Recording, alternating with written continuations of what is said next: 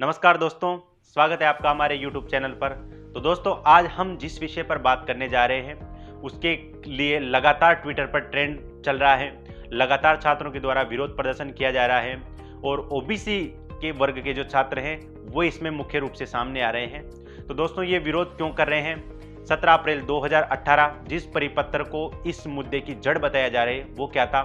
OBC को reservation किस तरह मिला, क्या क्या इतिहास रहा, इसके बारे में आज हम विस्तार से जानेंगे। और अभी हाल ही में जो सरकार ने क्या किया उसके बारे में भी हम जानेंगे कि किस तरह उस परिपत्र में संशोधन किया गया और उस संशोधन से क्या ओबीसी वर्ग को लाभ होगा और पहले की क्या व्यवस्था थी, उसके से रिलेटेड जितने भी जो चीज़ें हैं उस पर हम आज विस्तार से चर्चा करेंगे। दोस्तों, आपने एक नाम जरूर सुना होगा, मंडल आयोग। और ये मंडल आयोग जो है उसकी सिफारिश 1989 में आई और उसी के आधार पर ओबीसी जो समुदाय है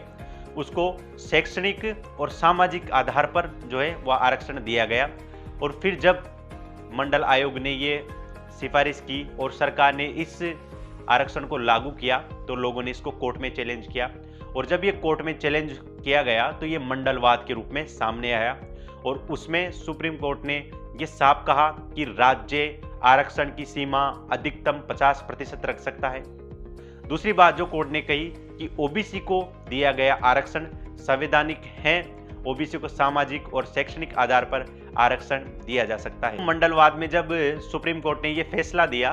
कि आरक्षण की अधिकतम सीमा 50% तक की जा सकती है तो राजस्थान सरकार ने भी कैटेगरी के आधार पर आरक्षण को विभाजित किया। और राजस्थान में अभी जो है वो वर्तमान में आरक्षण की पद्धति कुछ और है, लेकिन जो मंडलवाद के समय जो पद्धति थी वो ये थी कि राजस्थान में एससी को 16% आरक्षण था, एसटी को 12% आरक्षण था और ओबीसी को 21% आरक्षण था। तो दोस्तों, ये टोटल जो आरक्षण मिलाए हम तो 49% के लगभग होता है, जो कि 50% की सीमा को क्रॉस किया नहीं करता। दोस्तों, इसमें ओबीसी की जनसंख्या को आधार नहीं बनाया गया, इसमें आधार बनाया गया कि सभी को आरक्षण मिले और आरक्षण 50% की सीमा जो है उसका उल्लंघन ना करे। ओबीसी रिजर्वेशन में जो प्रमुख जो समस्या ये कि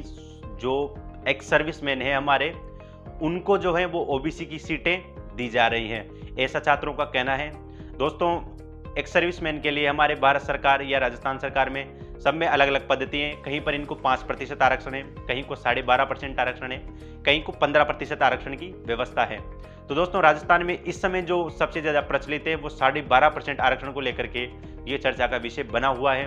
और बार बार छात्रों की यही मांग है कि 17 अप्रैल 2018 के बाद में ओबीसी के छात्रों को नुकसान हुआ है इस सर्कुलर के वजह से। दोस्तों, आपके मन में सवाल आया होगा कि 17 अप्रैल 2018 के बाद में स्थितियां बदली, तो 17 अप्रैल 2018 के बाद पहले स्थितियां क्या थी? तो दोस्तों, 17 अप्रैल 2018 के परिपत्र के जारी होने के पहले राजस्थान में आरक्षण की भर्तियों में यह व्यवस्था थी कि जो है वो एक्स सर्विसमैन को ओबीसी का 12.5% दिया जाएगा। यानी कि अगर राजस्थान में ओबीसी को 21% आरक्षण मिलता है तो 21% का 12.5% आरक्षण एक्स सर्विसमैन को दिया जाएगा। लेकिन जैसे ही ये 2018 का परिपत्र जारी हुआ, इसने पहले की व्यवस्था को पुनर्स्थापित कर दिया और इस नई व्यवस्था में ये चीज सामने निकल के आई कि एक्स सर्विसमैन को जो आरक्षण मिलेगा वो ओबीसी के 21% का नहीं मिलेगा, ओवरऑल वैकेंसी का 12.5% मिलेगा। मान लीजिए दोस्तों, कोई भी एक वैकेंसी है, मान लीजिए उसमें 100 एक्स सर्विसमैन की पोस्ट है और उसके लिए जो है वो 200 एक्स सर्विसमैन ने अप्लाई किया, तो बोर्ड जो है वो टॉप 100 जो एक्स सर्विसमैन है उनका चयन करेगा। और इस परिपत्र में साफ लिखा हुआ था कि जैसे ही उनका चयन हो जाएगा वो अपनी अपनी कैटेगरी में चले जाएंगे। यानी कि यदि 100 में से अगर 80 एक्स सर्विसमैन ओबीसी के हैं तो ये ओबीसी कैटेगरी जो 21% है उसमें से 80% लिए जाएंगे। तो दोस्तों, आपको पता है कि राजस्थान में ओबीसी समुदाय की संख्या अच्छी खासी है और इसी समुदाय से जो है बहुत सारे लोग जो हैं वो आर्मी में जाते हैं। इस वजह से ये समस्या अभी हाल ही में हमें ओबीसी के मेल में दिखाई दे रही है, लेकिन जिस तरीके से इस मुद्दे को देखा जा रहा है उससे ये लगता है कि ये समस्या आगे भी आने वाली है। ये एससी में सामने आएगी, ये एसटी में भी सामने आएगी और ये मेल फीमेल सब में सामने आने वाली है अगर सरकार ने इसका समय रहते समाधान नहीं किया। तो आपको मैं कुछ फैक्ट साझा कर रहा हूँ कि किस तरीके से ओबीसी के जो छात्र हैं उनके साथ में अभी हाल ही में अन्याय हुआ। राजस्थान पुलिस जो 2019 की जो वैकेंसी थी उसमें ओबीसी मेल के लिए 554 पोस्टें थी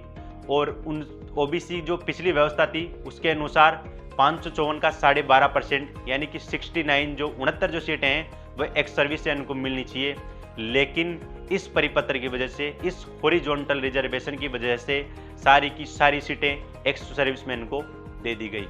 इसी तरह एसआई भर्ती परीक्षा 2016 की थी, उसमें ओबीसी मेल की जो पोस्ट थी वो 87 थी यानी कि 87 थी और उस पोस्ट के हिसाब से 12.5% के हिसाब से एक्स सर्विसमैन 10 पोस्टें एक्स सर्विसमैन के पास जानी चाहिए थी। लेकिन हॉरिजॉन्टल रिजर्वेशन की वजह से 43 पोस्टें जो हैं वो एक्स सर्विसमैन से भरी गई और ओबीसी को साफ 44 सीटों का नुकसान हुआ। आप इससे अनुमान लगा सकते हैं कि यह नुकसान 50% है। 50% जो ऐसी सीटें हैं जिस पर ओबीसी के फ्रेश कैंडिडेटों की चयनित नहीं हो पा रहे हैं। हम एक और उदाहरण लें, पटवार जो भर्ती परीक्षा थी जो हाल ही में संपन्न हुई यानी कि 2019 का जो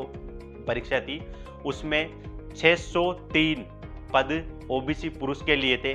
जिसमें से केवल 105 पदों पर ओबीसी पुरुषों का चयन हुआ है। बाकी के सारे पद जो हैं वो एक्स सर्विसमैन के चले गए। इसका मतलब है कि 90% सीटें जो हैं ओबीसी कैटेगरी की वो एक्स सर्विसमैन के खाते में जा रही है। उसी तरह हम कृषि पर्यवेक्षक भर्ती परीक्षा को लें तो उसमें 221 पोस्टें जो हैं वो ओबीसी मेल के लिए थी, लेकिन 49 पोस्टों पर ही ओबीसी के जो फ्रेश कैंडिडेट हैं वो सिलेक्ट हो पाए। आप इससे आइडिया लगा सकते हैं और आप समझ ही चुके होंगे कि क्यों ओबीसी के छात्रों द्वारा इतना विरोध प्रदर्शन किया जा रहा है। दोस्तों, इसके खिलाफ जो है वो ट्विटर पर बहुत ट्रेंड किया ये ओबीसी आरक्षण का, राजस्थान में जो मुद्दा चल रहा है ये, और उसके बाद में जो छात्रों की कमेटीज गठित की गई और बहुत सारे छात्रों का दल जो है वो मुख्यमंत्री साहब से मिलते रहे, निरंतर वार्ता चलती रही और मुख्यमंत्री साहब ने कैबिनेट की 2 या 3 बार मीटिंग बुलाई और आज कल या परसों की जो कैबिनेट की मीटिंग थी उसमें यह तय किया गया कि ये जो है ये परिपत्र ये गलत है, ये ओबीसी कैटेगरी के जो छात्र हैं उनके साथ में अन्याय करता है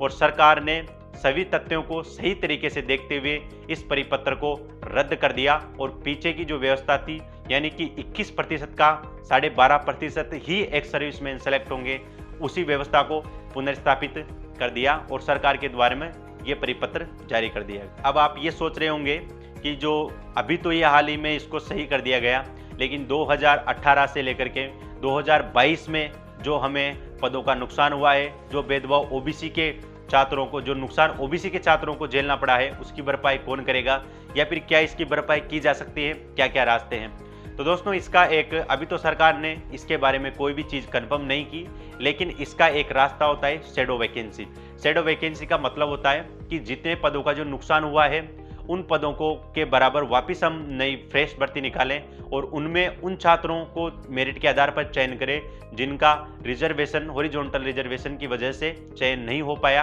और उनको इस चीज़ में शामिल करें। दोस्तों, शैडो वैकेंसी से किसी भी कैटेगरी को या किसी भी वर्ग को कोई भी नुकसान नहीं होगा और उन छात्रों को न्याय मिल जाएगा जिनके साथ में पूर्व में अन्याय हुआ था। सरकार की एक तकनीकी गलती की वजह से बहुत सारे ओबीसी के जो छात्र हैं उनको निराश होना पड़ा और टॉप स्कोर करने के बावजूद भी उनको भर्ती प्रक्रिया, जो चयन की प्रक्रिया है, उसमें शामिल नहीं किया गया और वो लोग हताश हुए। तो दोस्तों, मेरा तो यही कहना है सरकार से कि वो जल्दी से जल्दी शैडो वैकेंसी के बारे में घोषणा करें और उन छात्रों के साथ में न्याय करें जिनके साथ में पूर्व में अन्याय हुआ था। सरकार से हमारी यही मांग है कि ओबीसी समुदाय जो है उसके लिए जिस तरीके से राष्ट्रीय लेवल पर राष्ट्रीय पिछड़ा वर्ग आयोग है जो कि ओबीसी से संबंधित मामलों की सुनवाई करता है, उसी तरह से हमारे राजस्थान में भी एक राज्य पिछड़ा वर्ग आयोग बनाया जाए और जिसको संवैधानिक बोर्ड का दर्जा दिया जाए, जिससे ये होगा कि ओबीसी से संबंधित जितने भी शिकायतें हैं, जितने भी मामले हैं, उनको सुनने के लिए एक पर्टिकुलर बोर्ड होगा और पूर्व में जिस तरीके से ओबीसी के छात्रों में अन्याय हुआ है वो आगे इस तरीके का अन्याय नहीं होगा और छात्रों को अपनी बात रखने के लिए, अपना पक्ष रखने के लिए एक बोर्ड मिलेगा और वो बोर्ड ओबीसी के कल्याण के लिए कार्य करेगा। तो सरकार से हमारा यही निवेदन है कि जल्दी से जल्दी शैडो वैकेंसी के बारे में विचार करें और जो ये आयोग की जो हमने सिफारिश की है और जो हमने ये सुझाव दिया है, इस पर जल्दी से जल्दी विचार करें और छात्रों के हित में जितने भी आवश्यक कदम हैं वो जरूर उठाएं। होपफुली दोस्तों, आपका वीडियो बहुत अच्छा लगा होगा और इस चर्चा में आपने पूरी तरीके से समझ ही लिया होगा कि किस तरीके से ओबीसी का आरक्षण अस्तित्व में आया, किस तरीके से ये कोर्ट में गया, पहले क्या व्यवस्था थी, 2018 के परिपत्र के जारी होने के बाद में क्या व्यवस्था हुई, उसके बारे में हमने विस्तार से चर्चा की। और जो भर्तियों में हमने नुकसान झेला उसकी भरपाई के लिए क्या करना चाहिए, जैसे शैडो वैकेंसी हैं या फिर एक राज्य पिछड़ा वर्ग आयोग जो है, ऐसी तरीके से मांगों के बारे में आप बड़ी बात ही समझ चुके होंगे। तो दोस्तों हमारी चर्चा यही समाप्त हुई। अगर आपको वीडियो अच्छा लगा है तो कमेंट करके ज़रूर बताएं और कमेंट करके ये भी ज़रूर बताएं कि अगला वीडियो किस विषय पर होना चाहिए। बहुत बहुत धन्यवाद। Thank you.